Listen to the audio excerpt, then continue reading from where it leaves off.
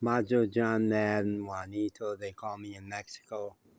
I'm in the little pueblo of Acamal, which is embedded in the Mayan Riviera, Cancun, all the way down to Tulum. And because I've been in Mexico for 2 years, you know, they say those who don't know their history are doomed to repeat it. Because I've been in Mexico for 2 years, I know some things about U.S. history that I never knew before.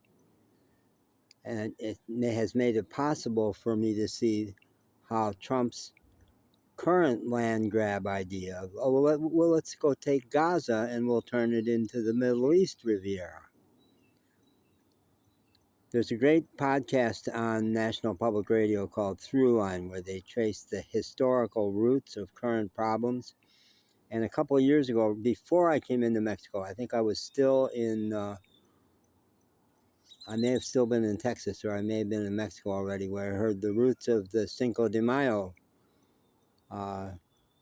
celebrations, which mostly happened in the U.S. more than in Mexico. And it's so similar, so similar. Porfirio Diaz in the middle of the 1800s brought in the American robber barons of that era to put in railroads and to do lumbering and mining and to develop cities. And he actually did usher in the modern era of Mexico.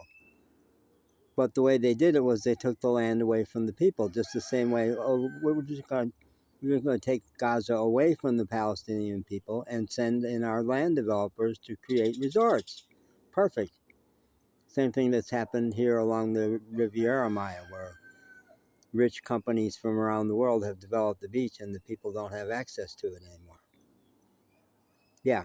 So it was that era where Mexicans who no longer had their little farms began the trek to America to look for jobs. We created that. We created that. And we get so high and mighty about what a problem they are for us. We created that. And now we're going to do the same thing over with Gaza. All we have to do is the people who live there, who consider it their home, well, let them go live someplace else they've never lived. That'll be no problem. They'll get used to it. Same way he's saying, well, if we can't deport all the Mexicans back to Mexico, send them someplace else. It doesn't matter.